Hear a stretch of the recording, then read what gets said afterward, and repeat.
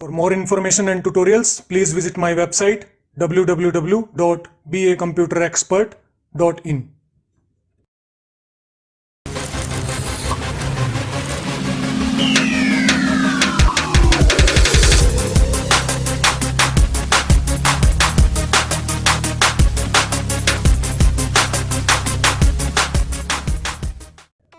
Hello friends and welcome to my channel B A computer expert.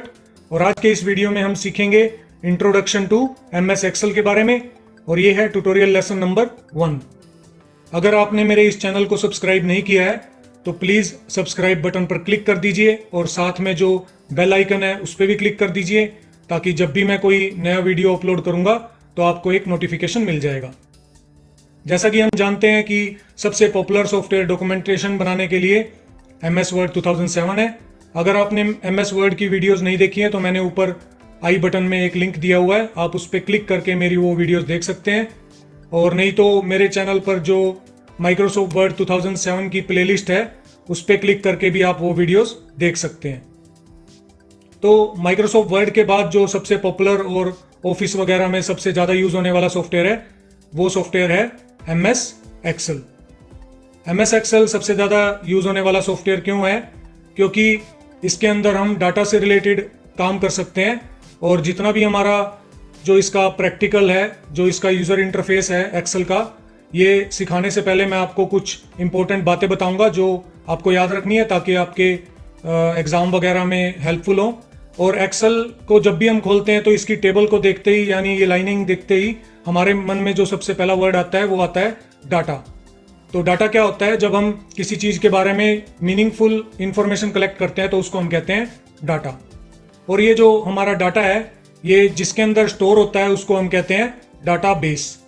तो database, वैसे तो जो नाम है उससे आपको इंडिकेट हो रहा है कि डाटा जहाँ पर बेस्ड है या स्टोर है उसको हम डाटाबेस कहते हैं।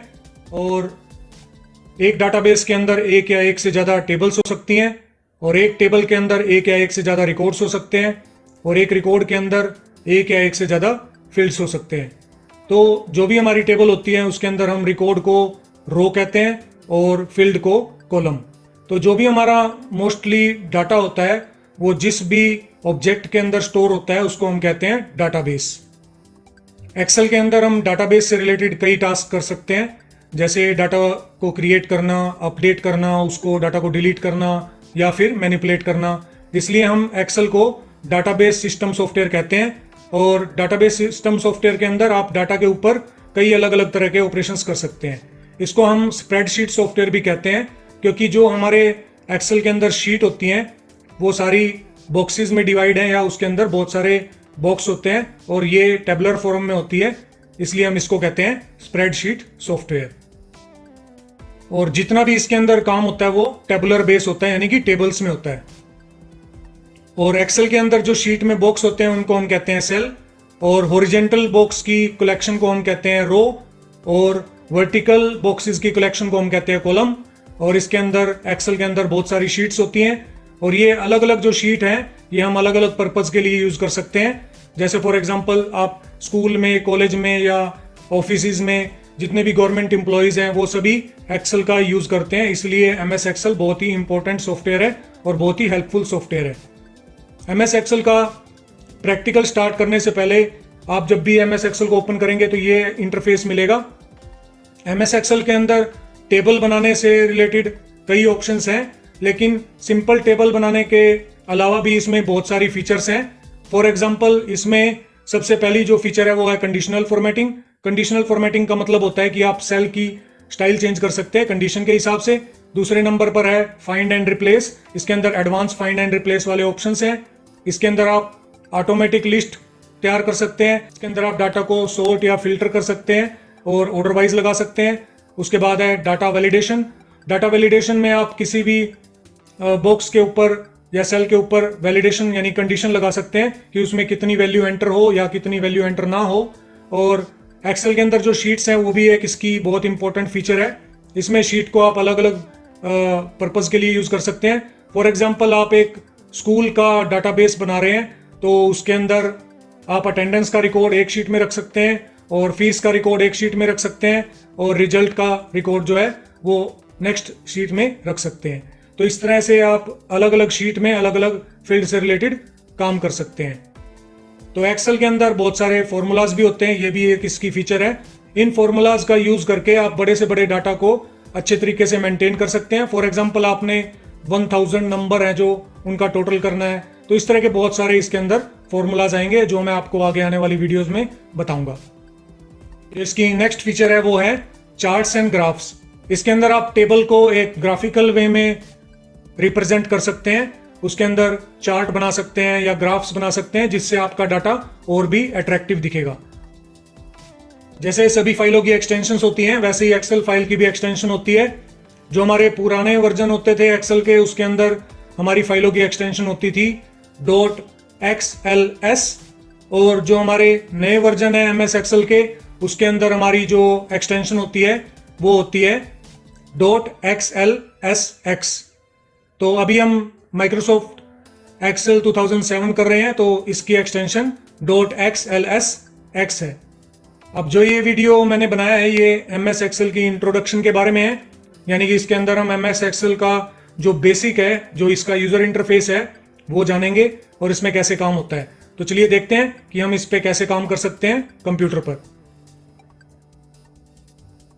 तो जैसे कि आप देख सकते हैं ये मेरे कंप्यूटर की स्क्रीन है और मैंने अपने एक वीडियो में जो था MS वर्ड की इंट्रोडक्शन, उस वीडियो में आपको बताया था कि MS वर्ड को ओपन करने के कौन कौन से तरीके हैं। तो सेम तरीके हम अप्लाई कर सकते हैं एक्सेल के अंदर भी। तो जो नॉर्मल और पहला तरीका है MS एक्सेल को ओपन करने का वो है स्टार्ट में क्लिक करके ऑल प्रोग्राम्स में, उसके बाद माइक्रोसॉफ्ट ऑफिस में माइक्रोसॉफ्ट ऑफिस एक्सेल 2007 पे क्लिक करेंगे। इसको क्लिक करने के बाद MS एक्सेल ओपन हो जाएगा। इसको काटना हो तो आप ऊपर से काट सकते हैं, क्लोज कर सकते हैं। दूसरा जो तरीका है आसान, वो है स्टार्ट में क्लिक करके सर्च वाले बॉक्स में हम टाइप करेंगे एक्सेल, और उसके बाद जो नाम है एक्सेल का आइकन का वो ऊपर आ जाएगा, इसको क्लिक करेंगे तो उसके बाद भी आपका MS एक्सेल ओपन हो जाएगा। इसको भी मैंने कर दिया क्लोज। और थर्ड मेथड MS एक्सेल को ओपन करने का है, आपके कीबोर्ड में जो स्टार्ट वाला बटन होता है वो और R प्रेस करने के बाद रन डायलॉग बॉक्स ओपन हो जाएगा और इसमें आपको टाइप करना है एक्सेल EXCEL, और फिर या तो आप एंटर बटन प्रेस कर दीजिए कीबोर्ड में या फिर ओके पे क्लिक, तो उसके बाद भी एक्सेल ओपन हो जाएगा। अब हम कुछ बेसिक जो स्टार्टिंग में हमको MS एक्सेल को स्टार्ट करने के लिए ज़रूरी होते हैं कुछ पॉइंट्स या फिर कुछ ऑप्शंस, वो मैं आपको बता रहा हूँ। सबसे पहले तो इसके अंदर MS एक्सेल के अंदर जब भी हम ओपन करेंगे MS एक्सेल को तो उसके अंदर बाय डिफ़ॉल्ट 3 शीट आएंगी। ये हमेशा आपको याद रखना है, बाय डिफ़ॉल्ट इसके अंदर 3 शीट होती हैं, शीट 1, शीट 2 और शीट 3। जैसे कि यहाँ पर ये दिखा रहा है शीट 1, शीट 2 और शीट 3। अगर आप और शीट बनाना चाहते हैं तो यहाँ पर एक नेक्स्ट बटन दिया हुआ है इंसर्ट वर्कशीट, और इसकी शॉर्टकट है Shift+F11। तो चाहे तो इस बटन पे आप क्लिक कर दीजिए या फिर कीबोर्ड में शिफ्ट और F11 वाला बटन प्रेस कर देंगे तब भी एक नई शीट आ जाएगी। जैसे मैंने यहाँ पर 2 शीट अब बना दी, शीट 4 और शीट 5। अगर आप इनको अरेंज करना चाहते हैं तो शीट के नाम पे क्लिक करके आप आगे पीछे इसको सरका सकते हैं जहाँ पे भी आप शीट को लगाना चाहते हैं। इनके ऑप्शंस मैं आपको आने वाली वीडियोस में बताऊंगा डिटेल में। तो बाय डिफ़ॉल्ट हमारे MS एक्सेल के अंदर 3 शीट होती हैं। इनको हम शीट को यूज़ कर सकते हैं अलग अलग टाइप के अलग अलग रिकॉर्ड्स स्टोर करने के लिए और उनको मैनिपुलेट करने के लिए। जैसे फॉर एग्जांपल एक स्कूल में आप एक शीट के अंदर फीस का रिकॉर्ड रख सकते हैं स्टूडेंट्स की, एक शीट के अंदर उनके अटेंडेंस का रिकॉर्ड रख सकते हैं और एक शीट के अंदर उनके रिजल्ट का रिकॉर्ड रख सकते हैं। इस तरह करके आप अलग अलग शीट को अलग अलग पर्पज़ के लिए यूज़ कर सकते हैं, अलग अलग फाइल बनाने की बजाय। तो जो ये मैंने स्टार्टिंग में बताया था कि MS एक्सेल क्या है, एक स्प्रेडशीट सॉफ्टवेयर है। तो जो ये शीट है ये बहुत बड़ी होती है और इनके अंदर कई पेजेस होते हैं। ये जो शीट है हमारी डिवाइडेड है या स्प्रेड है बॉक्सेस के अंदर। बॉक्सेस का मतलब जिस पे भी मैं ये क्लिक कर रहा हूँ ये सारे बॉक्स हैं और इन बॉक्स को हम एक्सेल के अंदर कहते हैं सेल। तो ये एक सेल है, ये दूसरा सेल है। तो इस तरह हमारी जो पूरी शीट है वो सेल में स्प्रेड है या सेल में डिवाइडेड है, इसलिए इसको हम स्प्रेडशीट सॉफ्टवेयर कहते हैं। और क्योंकि हम एक्सेल के अंदर डाटा को क्रिएट, मैनिपुलेट, अपडेट या डिलीट कर सकते हैं तो इसलिए इसको हम डाटाबेस सॉफ्टवेयर कहते हैं। ये साइड में यहाँ पर नंबरिंग दे रखी है और यहाँ पर साइड में ABCD दी हुई है। तो इसका क्या मीनिंग है कि जो ये हैं ये तो सारे हैं कॉलम के नाम, ठीक है, और जो ये साइड में दिखा रहा है ये सारे हैं रो के नंबर।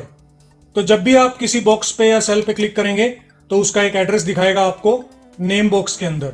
जैसे ये आपको दिखा रहा है K और 8, ठीक है, K8 इसका मतलब है पहले कॉलम का नेम आएगा उसके बाद रो का नंबर, और इन दोनों को इकट्ठा लिखेंगे तो ये क्या बनेगा, नेम बॉक्स, यानी कि इस सेल का नाम है या एड्रेस है, जो भी आप कहना चाहें।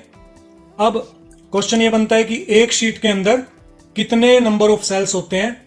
तो ये जानने के लिए आपको कॉलम और रो को गुना करना पड़ेगा, मल्टीप्लाई करना पड़ेगा, लेकिन आपको पता होना चाहिए कि एक शीट के अंदर कितने नंबर ऑफ कॉलम्स हैं और कितने नंबर ऑफ रोज हैं। तो ये अलग अलग वर्जन में अलग अलग हो सकता है। जैसे अब ये MS Excel 2007 कर रहे हैं हम, तो MS Excel 2007 के अंदर नंबर ऑफ कॉलम्स अलग होंगे और नंबर ऑफ रोज अलग होंगी, और दूसरे वर्जन्स में कम ज़्यादा हो सकते हैं। तो अगर हमको जानना है कि इसके अंदर नंबर ऑफ रोज कितनी है, तो उसके लिए आपको कीबोर्ड में से कंट्रोल और डाउन एरो का की प्रेस करना पड़ेगा। तो ये आपको सबसे लास्ट में रो के ले जाएगा इस शीट की, और यहां पर अगर आप देखेंगे तो नंबर दिखा रहा है 10,48,576, ठीक है, ये यहां पर दिखा रहा है। तो इसका मतलब ये क्या है, लास्ट रो है। तो नंबर ऑफ रो एक शीट के अंदर MS Excel 2007 में 10,48,576 होती है, ठीक है। अभी वापिस हम पहली रो में जाने के लिए क्या करेंगे, कंट्रोल और अप एरो का बटन दबा देंगे, तो ये पहले वाली रो में हमारा जो कर्सर है वो ले आएगा। अब हमको ये जानना है कि कॉलम कितने हैं, तो उसके लिए आपको शॉर्टकट अप्लाई करनी पड़ेगी, कंट्रोल और कीबोर्ड में राइट एरो का बटन। तो ये प्रेस करने के बाद जब आप ये स्क्रॉल बार से इधर जाएंगे तो ये आपको दिखाएगा कि सबसे लास्ट में जो कॉलम है वो हमारा ये है, और इस कॉलम का जो नाम लिखा हुआ है वो लिखा हुआ है XFD। XFD का मतलब क्या है ये हमें पता ही नहीं है, क्योंकि ये एक लेटर है, लेटर में लिखा हुआ है, इसके नंबर हमको पता नहीं चल रहे। तो उसके लिए एक्सेल के अंदर एक फॉर्मूला होता है जिससे आप ये पता लगा सकते हैं कि ये कौन सा कॉलम नंबर है। तो हमने वो फॉर्मूला यहां पर टाइप करना है। तो हम क्या टाइप करेंगे, इक्वल टू, एक्सेल के अंदर कोई भी फॉर्मूला जब भी आप अप्लाई करते हैं तो उससे पहले आपको इक्वल टू का सिंबल लगाना पड़ता है, ठीक है। तो इक्वल टू, फिर उसके बाद COLUMN कॉलम टाइप करके उसके बाद आपने गोल ब्रैकेट स्टार्ट करनी है और गोल ब्रैकेट बंद। तो इक्वल टू कॉलम ब्रैकेट शुरू ब्रैकेट बंद, उसके बाद हम एंटर प्रेस करेंगे जैसे ही, तो ये इस कॉलम का नंबर हमको बता देगा। तो ये बता रहा है कि इस कॉलम का जो नंबर है 16,384, ये इस कॉलम का नंबर है। तो इससे क्या इंडिकेट होता है कि ये लास्ट कॉलम था हमारा शीट का, और ये नंबर भी हमको बता रहा है कि इस कॉलम का नंबर ये है। तो इट मीन्स 16,384 हमारे कॉलम का जो नंबर है, जो नंबर ऑफ कॉलम्स हैं वो एक्सेल के अंदर होते हैं। अब कंट्रोल और डाउन एरो वाला बटन दबाने से यहाँ पे हम लास्ट वाली रो में पहुंच गए थे, लेकिन फिर भी कंफर्म करने के लिए आप एक फॉर्मूला लगा सकते हैं जैसे कॉलम का लगाया था। उसके लिए मैंने equal to ROW row bracket शुरू ब्रैकेट बंद और फिर उसके बाद एंटर। तो ये आपको दिखा देगा कि ये कॉलम जो था 16,384वां कॉलम था, और ये जो रो है वो है 10,48,576 नंबर। तो कहने का मतलब ये है कि फॉर्मूले हैं ये दो जिनसे आप पता लगा सकते हैं कि कॉलम का नाम क्या है, नंबर क्या है, और रो का नंबर क्या है। रो का नंबर आपको लेफ्ट साइड में इसमें दिख रहा है यहाँ पर, और वैसे अगर आप कंफर्म करना चाहें तो रो वाला फॉर्मूला लगा सकते हैं। अभी मैं फिलहाल वापस कॉलम पहले वाले कॉलम में, यानी कंट्रोल और लेफ्ट वाला एरो बटन दबाने से आप पहले वाले कॉलम में आ जाएंगे, और कंट्रोल और अप वाला बटन दबाने से कीबोर्ड में पहले वाली रो में आ जाएंगे। तो अब हमको पता चल गया कि नंबर ऑफ कॉलम्स कितने हैं और नंबर ऑफ रोज कितनी है। और किसी भी टेबल के अंदर अगर हमको ये पता लगाना है कि नंबर ऑफ सेल्स कितने हैं, तो हम कॉलम और रो की गुना कर देते हैं। तो यहाँ पर हमको पता चल गया है नंबर ऑफ कॉलम्स कितने हैं और नंबर ऑफ रोज कितनी है। अब हमको फाइंड आउट करना है कि number of cells MS Excel में कितने होते हैं। तो उसके लिए आपको फॉर्मूला लगाना पड़ेगा। जैसे मैंने बताया कि हर एक फॉर्मूले के आगे इक्वल टू का सिंबल लगेगा पहले। अब यहाँ पर लिखेंगे चाहे आप नंबर ऑफ कॉलम्स को रो के साथ गुना कर लीजिए या फिर नंबर ऑफ रोज को नंबर ऑफ कॉलम्स के साथ गुना कर लीजिए, बात एक ही है। तो सबसे पहले मैं इसमें लिख रहा हूं number of rows in MS Excel, तो 10,48,576। उसके बाद आपको गुना के लिए शिफ्ट के साथ 8 वाला बटन दबाना पड़ेगा कीबोर्ड में। गुना के लिए हम स्टार वाले सिंबल का यूज करते हैं एक्सेल के अंदर या कंप्यूटर के अंदर। उसके बाद नंबर ऑफ कॉलम्स यहां पर टाइप करना पड़ेगा। नंबर ऑफ कॉलम्स थे हमारे 16,384। ये टाइप करने के बाद फॉर्मूला आपको एंटर करना पड़ेगा। एंटर करने से आपको ये बता देगा कि हमारा जो ये नंबर ऑफ सेल्स है एक्सेल के अंदर वो कितने हैं, इतने हैं। अब इसको याद रखने का तरीका आपको खुद याद रखना पड़ेगा अगर जनरल नॉलेज के क्वेश्चंस में आ जाता है तो। मैं वैसे इसका एक तरीका बता देता हूं आपको जो मैंने इन्वेंट किया था। इसको याद रखने का तरीका आप ऐसे याद रख सकते हैं, 17-17 तो आपको याद रखना है, 17-17-98, ठीक है। 17-17-98 आपको याद रखना पड़ेगा। उसके बाद 17-17-98 को याद रखने के बाद 98 में से 2 घटाकर उसका उल्टा करना है। तो 98 में से 2 घटाया तो 96, 96 का उल्टा 69 यानी कि 69, और 69 में से जो लास्ट वाला डिजिट है 9 उसको हम मल्टीप्लाई करेंगे 2 से तो 18, और 18 में जो लास्ट डिजिट है 8 उसका हाफ करेंगे तो 4। तो इस तरह आप याद रख सकते हैं 17-17-98, ठीक है, 69,184। ये हमारे नंबर ऑफ सेल्स होते हैं एमएस एक्सेल के अंदर। तो इस तरीके से हम number of columns, number of रोज और नंबर ऑफ सेल्स को कैलकुलेट कर सकते हैं किसी भी एमएस एक्सेल के वर्जन में। उसके बाद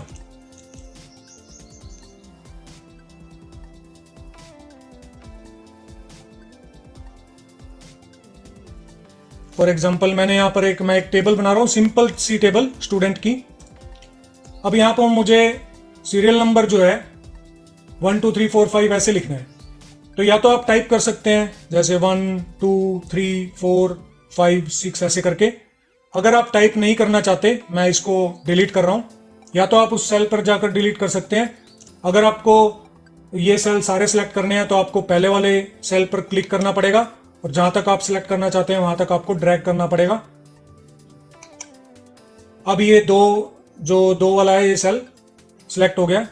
इसको माउस की बजाय अगर आप कीबोर्ड से सिलेक्ट करना चाहते हैं तो जिस सेल से आप सिलेक्ट करना चाहते हैं पहले उसके ऊपर ऐसे कर्सर ले जाएंगे, उसके बाद शिफ्ट बटन कीबोर्ड में प्रेस करे रखिए, और उसके बाद आप अगर राइट करेंगे तो राइट साइड में सिलेक्शन होगा, और आप अगर दोबारा लेफ्ट करेंगे लेफ्ट एरो से कीबोर्ड में तो वो सिलेक्शन हटता जाएगा। ऐसे ही डाउन करेंगे, क्योंकि आपने शिफ्ट बटन दबा रखा है तो इसलिए सिलेक्शन कर रहा है। तो इस तरह आप कीबोर्ड से भी सिलेक्शन कर सकते हैं। तो मैंने इसको डिलीट कर दिया अब डिलीट वाले बटन से।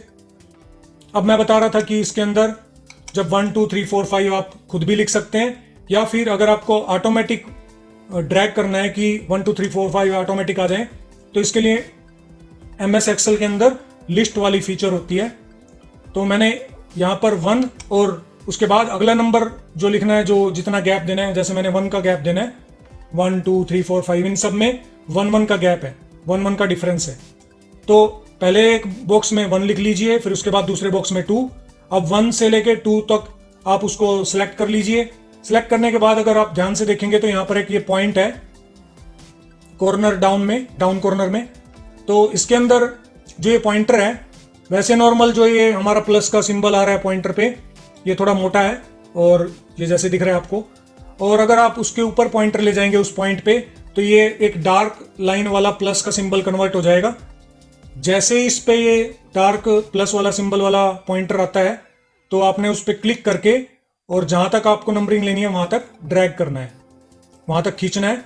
तो जहां तक आप इसको ड्रैग करेंगे, जैसे आपको साइड में यहाँ पर इंडिकेट भी कर रहा है, ये 17 हो गया अब, और जहां तक आपने लिखना है इसको वहां तक ड्रैग करके, और जब माउस का क्लिक आप छोड़ेंगे तो वो यहाँ पर टाइप हो जाएगा सब। तो इस तरीके से आप 1 2 3 4 5 जो भी आपने नंबरिंग बनानी है वो लिख सकते हैं। कई अदर ऑप्शंस में भी इसका यूज कर सकते हो आप। जैसे फॉर एग्जांपल मैं आपको एक एग्जांपल बता रहा हूं, जैसे मुझे 2 की टेबल यहां पर बनानी है, यानी कि 2 का पहाड़ा, तो 2 और फिर मैंने लिखा 4। उसके बाद आप इसको 2 को सिलेक्ट करें,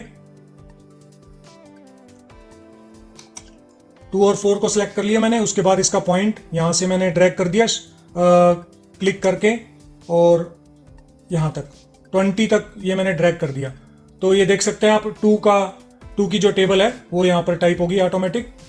तो ये जो गैप आया इसमें, ये 2 और 4 के बीच में 2 का डिफरेंस था, इसलिए सारे आगे वाले नंबरों में 2-2 का गैप आ रहा है।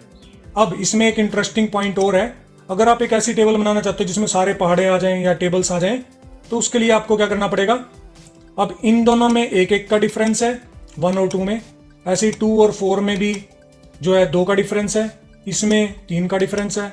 तो अगर आप एक बड़ी टेबल बनाना चाहते हैं किसी भी पर्पज़ के लिए, कभी आपको बनानी पड़ जाए, तो आपको पहले जैसे 1 पे क्लिक करना है, उसके बाद शिफ्ट बटन दबाकर कीबोर्ड में और फिर 20 को क्लिक करना है, तो ये वहाँ तक का एरिया सारा सेलेक्ट कर देगा। उसके बाद जो ये पॉइंट था जो मैंने आपको ड्रैगिंग करने के लिए बताया था, आप इस पर क्लिक करके अगर आप राइट साइड में ड्रैग करेंगे तो ये आपको कई अलग अलग तरह के नंबरों के जो पहाड़े हैं या टेबल है वो यहाँ पर टाइप करके दे देगा, बिल्कुल फास्ट और ईजी। तो जैसे अभी यहाँ दिखा रहा है कि 10 है, 10 का मतलब है कि 10 तक की टेबल ये यहाँ पर ड्रैग कर देगा जब आप माउस के क्लिक के बटन को छोड़ेंगे। तो आप देख सकते हैं ये 2 का पहाड़ा है, ये 3 का पहाड़ा है, ये 4 का, इस तरह करके अलग अलग तरह के जो पहाड़े या टेबल्स हैं वो यहाँ पर बन गई। तो ये जो पॉइंट है ये बहुत ही इंपॉर्टेंट है, इसका और भी मैं अलग ऑप्शन बताऊंगा आपको। अभी फिलहाल मैं इसको डिलीट कर रहा हूं, इसको शिफ्ट के साथ मैंने सारे टेक्स्ट को सिलेक्ट कर लिया और डिलीट, ऐसे ही यहां से भी मैं डिलीट कर रहा हूं।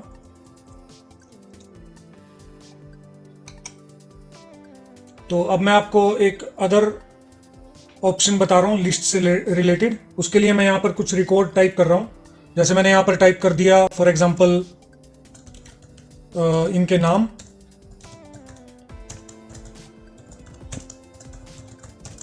मैंने कुछ नाम टाइप कर दिए यहां पर।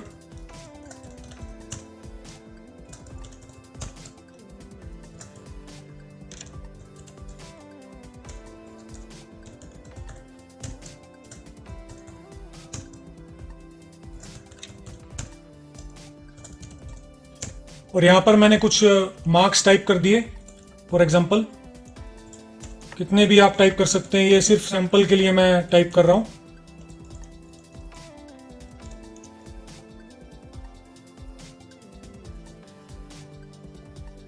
फॉर एग्जांपल यहां पर आपको एक स्टेटस वाला कॉलम बनाना है और आपने यहां पर दिखाना है कि कौन सा स्टूडेंट अप्रूव्ड है, कौन सा नहीं है।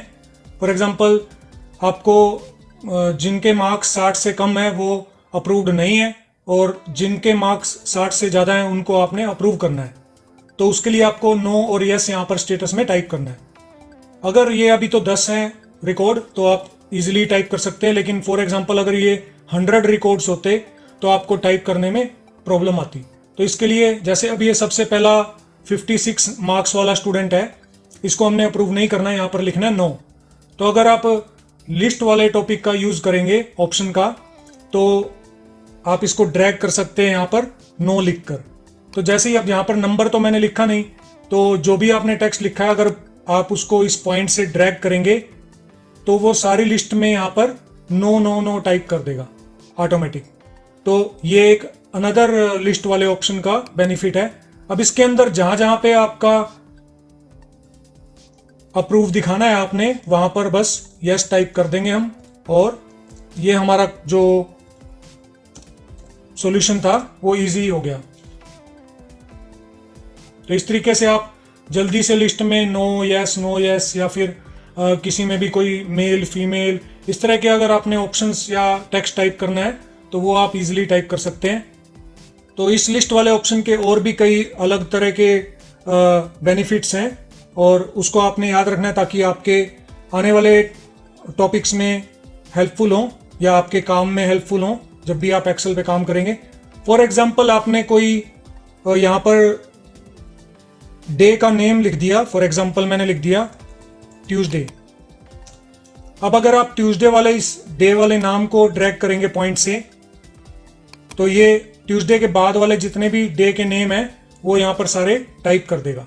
तो कभी आपको अगर लिस्ट में ऐसे डे नेम को अगर टाइप करना हो तो इस लिस्ट वाले ऑप्शन का यूज कर सकते हैं। ऐसे ही अगर आप 3 वर्ड्स जैसे फॉर एग्जांपल WED ये टाइप करेंगे तो ये आपने वेडनेसडे का शॉर्ट 3 लेटर का नाम टाइप कर दिया। अगर आप इसको ड्रैग करेंगे तो भी ये आपको डे के नेम टाइप करके दिखा देगा, लेकिन ये सिर्फ 3 लेटर्स में और पूरा नाम लिखने में ही ऑप्शन लिस्ट वाला काम करेगा। अगर आप वेडन यानी कि 4 लेटर लिख दिया आपने तो ये उस पर काम नहीं करेगा। तो ये ऑटोमेटिक पहले से ही इसके अंदर MS एक्सेल के अंदर फिट है, सेट है कि 3 लेटर का अगर आप नाम लिखेंगे किसी डे का तो या फिर फुल लिखेंगे तो ये लिस्ट में उसको दिखा देगा। और वैसे ही मंथ में भी है। अगर आप मंथ में जैसे फॉर एग्जांपल मार्च का पूरा नाम लिख देते हैं और फिर आप इसको यहां से ड्रैग कर रहे हैं तो वो मंथ के नाम भी दिखा देगा। उसके बाद यहां पर अगर आप शॉर्ट नेम लिखेंगे किसी भी मंथ का 3 लेटर का, जैसे मैंने लिखा जून का 3 लेटर का ये मंथ, उसके बाद आपने इसको क्लिक करके यहां से ड्रैग कर दिया तो तब भी ये मंथ के नाम दिखा देगा। अब इसमें ये तो था लिस्ट से रिलेटेड। अब इसमें मैं एक आपको पॉइंट बता दूं, जैसे अगर आप गौर से देखेंगे तो यहाँ पर जो ये नवंबर, दिसंबर, सितंबर ये बड़े वर्ड थे, ठीक है, तो ये इस बॉक्स में ना कट गए। है तो इसी बॉक्स के अंदर लेकिन वो दिख नहीं रहे क्योंकि वो कट गए। तो इसलिए आपको इसमें क्या करना पड़ेगा, जब आप इस बॉक्स पे क्लिक करेंगे तो ऊपर यहाँ पर फॉर्मूला बार में आपको वो पूरा टेक्स्ट दिखाएगा, यानी कि इस बॉक्स के अंदर वो टेक्स्ट तो पूरा लिखा हुआ है लेकिन आपको पूरा दिख नहीं रहा। उसके लिए आपको क्या करना पड़ेगा, यहां से इस लाइन से ड्रैग करके कॉलम की विड्थ को बढ़ाना पड़ेगा, या तो आप मैनुअली क्लिक करके और इसको ड्रैग कर सकते हैं, ठीक है, तो कॉलम का जो साइज है वो इंक्रीज हो जाएगा तो आपका जो टेक्स्ट है वो पूरा दिखेगा। या फिर अगर आप इसको फिट करना चाहते हैं कॉलम के साइज को ताकि वो टेक्स्ट पे पूरा फिट हो जाए, उसके लिए आपको यहां पर डबल क्लिक करना पड़ेगा इस लाइन पे जहां से आपने ड्रैग किया था, तो ये उस कॉलम को सबसे बड़े वाले टेक्स्ट के साथ फिट कर देगा। तो ये एक इंपॉर्टेंट पॉइंट है। ऐसे ही रो में भी कर सकते हैं आप, यहां से रो को क्लिक करके उसकी हाइट बढ़ा सकते हैं, या अगर आप यहां पर डबल क्लिक करेंगे तो ये ऑटोमेटिक फिट हो जाएगा जो भी रो में हमने टेक्स्ट लिखा हुआ है उसकी हाइट के अकॉर्डिंग। उसके बाद एक बेसिक पॉइंट है, फॉर एग्जाम्पल मैंने यहां पर टाइप कर दिया यस। अब इसको मैंने कई अलग अलग बॉक्सेस में यस को टाइप करना है, तो अगर मैं अलग अलग जगह पे ऐसे क्लिक करके फिर यस टाइप करूंगा, जैसे मैंने यहां पर भी यस टाइप करना है, कई बार ऐसी सिचुएशन आ जाती है कि आपको अलग अलग जगह पर यस टाइप करना है तो आपको बहुत टाइम लगेगा। उसके लिए अगर आप एक साथ ही सभी जगह पर यस टाइप करना चाहते हैं तो उसके लिए आपको कॉपी और पेस्ट वाले ऑप्शन का यूज करना पड़ेगा। मैं इसको अभी डिलीट कर रहा हूं जितने भी मैंने यस लिखे हैं, एक को छोड़कर। तो अगर आप अलग अलग पोजीशन पे एक ही वर्ड को कॉपी पेस्ट करना चाहते हैं या लिखना चाहते हैं तो उसके लिए आपको क्या करना पड़ेगा, यहां से Ctrl+C प्रेस करना पड़ेगा, तो ये जो बॉक्स है ये कॉपी हो जाएगा, ये सेल कॉपी हो जाएगा। उसके बाद जहां जहां पर आपने उसको पेस्ट करना है वहां पर आपको कंट्रोल बटन प्रेस करके फिर क्लिक करना पड़ेगा। जैसे मैंने कंट्रोल बटन दबाया हुआ है तो आप देख सकते हैं वो सारे बॉक्स थोड़े थोड़े ग्रे हो गए हैं, यानी कि वो सिलेक्टेड दिखा रहा है। जैसे ही आप इनको कंट्रोल के साथ अलग अलग पोजीशन को सिलेक्ट कर लेंगे और उसके बाद Ctrl+V प्रेस करेंगे कीबोर्ड में या फिर एंटर प्रेस करेंगे तो वो यहां पर पेस्ट हो जाएंगे। तो इस तरीके से आप एक वर्ड को अलग अलग पोजीशन पे पेस्ट कर सकते हैं। तो इस वीडियो का मेन पर्पस था कि आपको एक्सेल के बारे में इंफॉर्मेशन देना, ताकि आपको आइडिया हो जाए कि एक्सेल में हम कैसे काम कर सकते हैं। आगे आने वाले वीडियोस में मैं आपको टॉपिक बाय टॉपिक आपको पूरा एक्सेल सिखाऊंगा। तो प्लीज अगर आपने मेरे इस चैनल को सब्सक्राइब नहीं किया है तो सब्सक्राइब वाले बटन पर क्लिक करके और साथ में जो बेल वाला आइकन है उस पर भी क्लिक कर दीजिए, ताकि जब भी मैं कोई नया वीडियो अपलोड करूंगा तो आपको नोटिफिकेशन मिल जाएगा। और इसमें MS एक्सेल के अंदर जितने भी पॉइंट्स होते हैं आपके, वो मैं सारे क्लियर और सारे प्रैक्टिकल करके आपको इतनी कोशिश करूंगा कि आपको पूरा एक्सेल अच्छी तरीके से समझ में आ जाए। इस वीडियो में बस इतना ही, और नेक्स्ट वीडियो में हम MS एक्सेल में सीखेंगे कि हम सेल पर फॉन्ट फॉर्मेटिंग कैसे अप्लाई कर सकते हैं।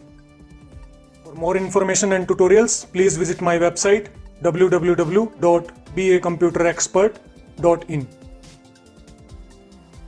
प्लीज़ इस वीडियो को शेयर कीजिए अपने दोस्तों के साथ फेसबुक, ट्विटर और व्हाट्सएप पर। अगर आपने मेरे इस चैनल को सब्सक्राइब नहीं किया है तो सब्सक्राइब बटन पर क्लिक कीजिए और जो साथ में बेल आइकन है उस पर भी क्लिक कीजिए, ताकि जब भी मैं कोई नया वीडियो अपलोड करूंगा तो आपको एक नोटिफिकेशन मिल जाएगा। अगर आपको ये वीडियो अच्छा लगा तो लाइक बटन पर क्लिक कीजिए, और अगर आपका कोई सजेशन या कमेंट है तो आप कमेंट बॉक्स में टाइप कर सकते हैं। Thank you for watching this video and have a nice time.